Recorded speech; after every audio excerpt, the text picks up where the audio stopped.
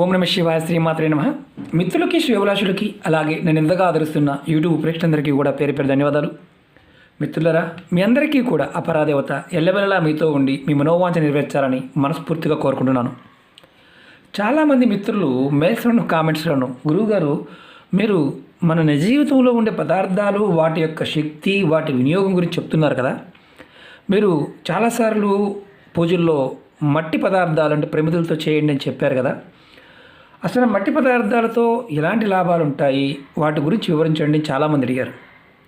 మనం అధునాతన జీవితంలో మన పూర్వీకులు ఇచ్చిన అద్భుతమైన జ్ఞానాన్ని, నేనేమంటానంటే సనాతన ధర్మంలో అంతా సైన్సే ఉంది, కానీ ఎక్కడ మూఢత్వం కానీ మూఢనమ్మకాలు లేవు, అంతా సైన్సే ఉంది. కాకపోతే దాన్ని అర్థం చేసుకోలేని మానసిక స్థితి ఇప్పుడుకున్న చదువుకుంది.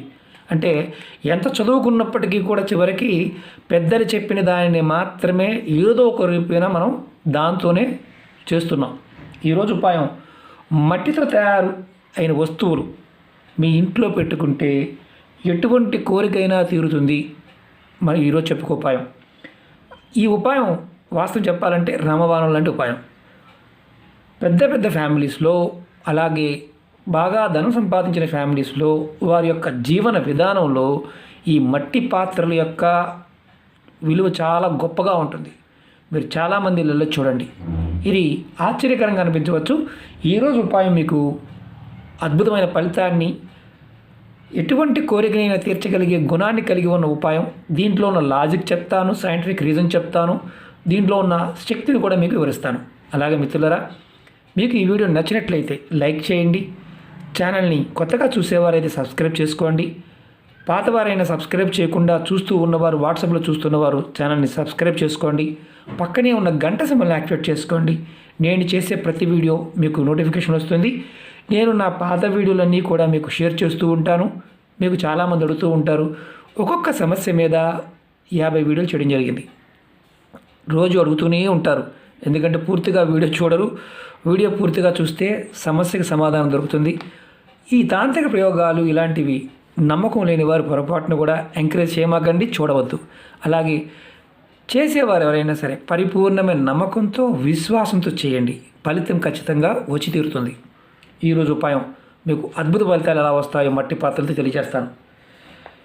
కొన్ని వస్తువులు పెట్టుకోవడం వల్ల డబ్బుకు సంబంధించిన సమస్యలు ఏదైనా సరే బయటపడతారు. మీ మనసులో ఉన్న కోరికలు ఏదైనా సరే తీరుతుంది. అలాగే కుటుంబ సభ్యుల మధ్య సత్సంబంధాలు ఏర్పడతాయి, అలాగే మెరుగుపడతాయి. అలాగే మీ సమస్యలు ఏదైనా ఉన్నప్పుడు మీరు మట్టితో తయారు చేసిన వస్తువుల్ని అలాగే ఇంట్లో ఉండటం వల్ల, అలాగే అవి వాడటం వల్ల డబ్బుని ఆకర్షిస్తుంది.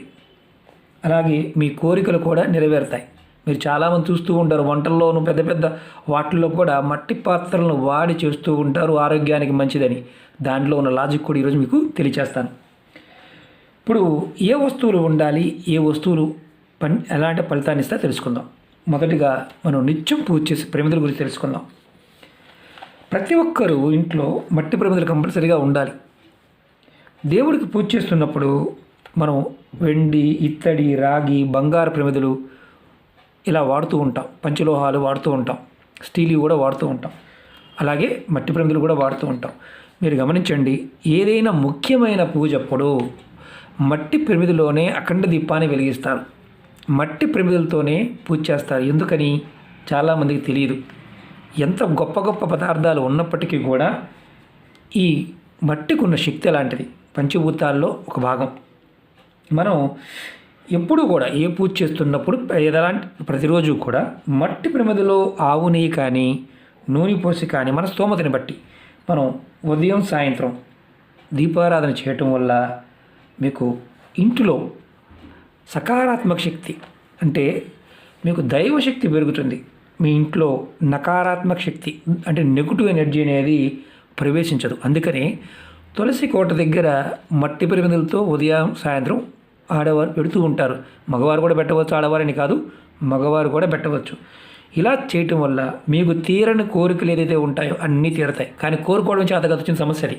కాబట్టి ప్రయత్నపూర్వకంగా చేయండి, మనస్ఫూర్తిగా కోరుకోండి. మీ మనసులో ఉన్న శక్తి మిమ్మల్ని ప్రేరేపిస్తుంది, ఖచ్చితంగా మీకు అద్భుతమైన ఫలితాన్ని ఇస్తుంది.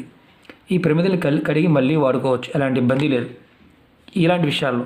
అలాగే మీరు మన ఇంట్లో వేసవకాలం మట్టి కుండలు వాడుతూ ఉంటాం, అలాగే ఇలాంటి వంటకు సంబంధించి మట్టి పాత్రలు వాడుతూ ఉంటాం.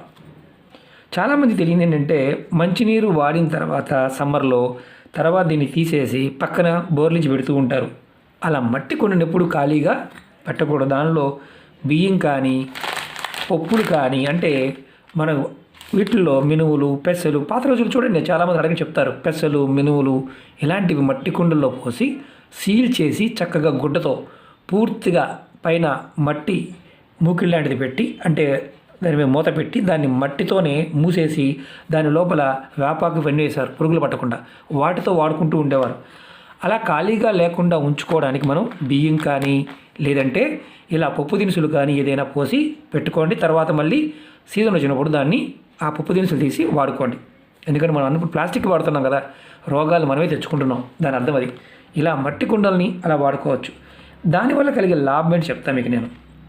అది కూడా మీరు ఎక్కడ పెట్టాలి, ఇలా పప్పు దినుసులు కానీ బియ్యం కానీ పెట్టి మీ ఇంట్లో వంటగదిలో ఉత్తరం వైపు అలమరలు ఉన్నా ఏదైనా సరే ఉత్తరం వైపు పెట్టుకోవాలి. అలా పెట్టుకోవడం వల్ల మీ ఇంట్లోకి డబ్బుకు సంబంధించిన సమస్యలు ఎప్పుడు రానే రావు. అలాగే మీకు అప్పులు ఉంటే త్వరగా తీరతాయి. చిత్రంగా అనిపిస్తుంది కదా, ప్రయత్నపూర్వకంగా చేసి చూడండి. ఇలా చేయటం వల్ల అప్పులు ఉన్నా త్వరగా తీరతాయి. ఇదే ఆశ్చర్యకరమైన విషయం. పూర్వం రోజుల్లో మన పెద్దలు ఆ పూటకు పని చేసుకుని బతికినా సరే అప్పు లేకుండా హాయిగా బతికేవారు. కూలి చేసుకునేవాడు కూడా ₹2, ₹3 కూలి చేసిన రోజుల్లో కూడా 5,000, 10,000 రైతుకి అప్పిచ్చేవారు. వారి ఇళ్లలో మట్టి కుండలను అంత జాగ్రత్తగా వాడేవారు. ఉప్పును కూడా మట్టి కుండల్లోనే పోసి చక్కగా దాచేవారు, బెల్లాన్ని దాచేవారు.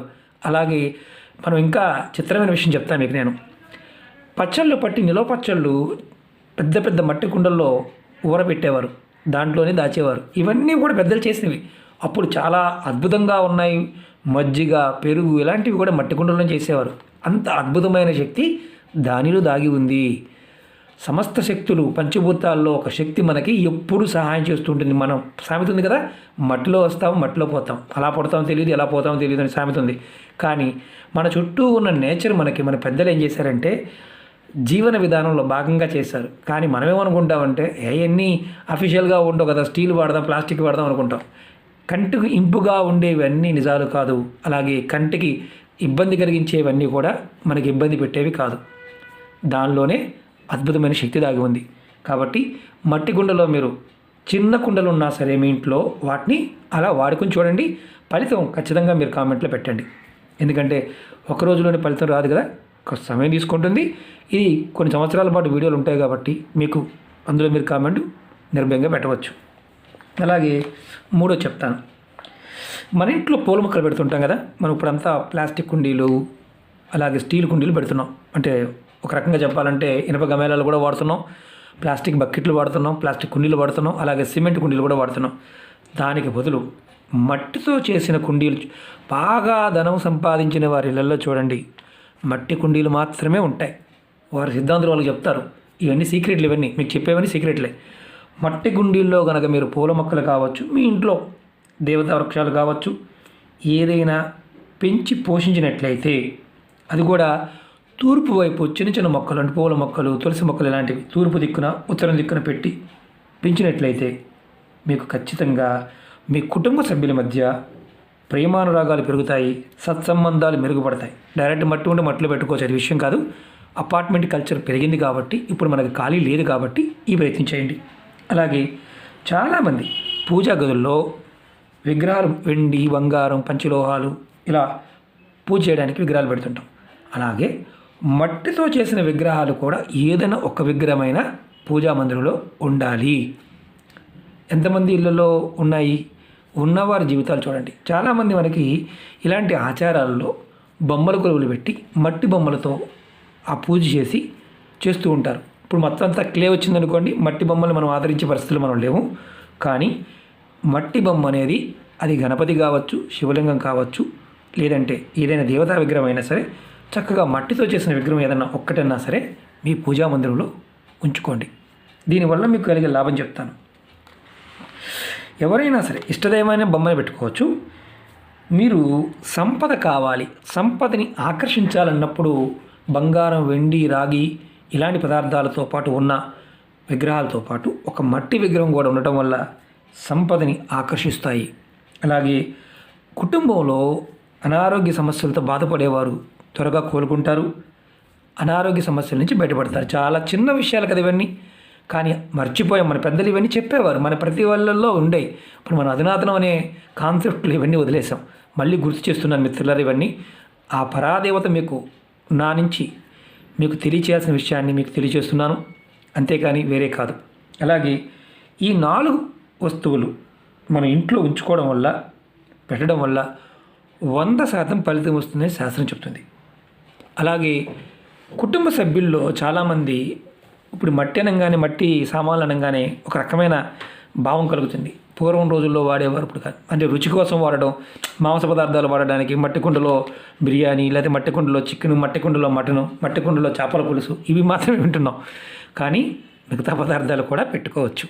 కాబట్టి మిత్రులారా, చిన్న చిన్న పదార్థాలు చిన్న చిన్న కుండల్లో అయినా సరే మన ధర్మంలో, అందుకనే మన అంతకుముందు పూర్వంలో ప్రతి వృత్తికి కూడా గొప్ప గౌరవం ఉండేది. మీరు దేవాలయాల్లో దేవతలకు నైవేద్యం పెట్టే పాత్రలు మీరు చూడండి, తిరుమలలో కావచ్చు, మిగతా దేవాలయాల్లో ప్రతిరోజు మట్టి కుండతోనే చేస్తారు. ఆ కొత్త కుండలోనే పెడుతూ ఉంటారు.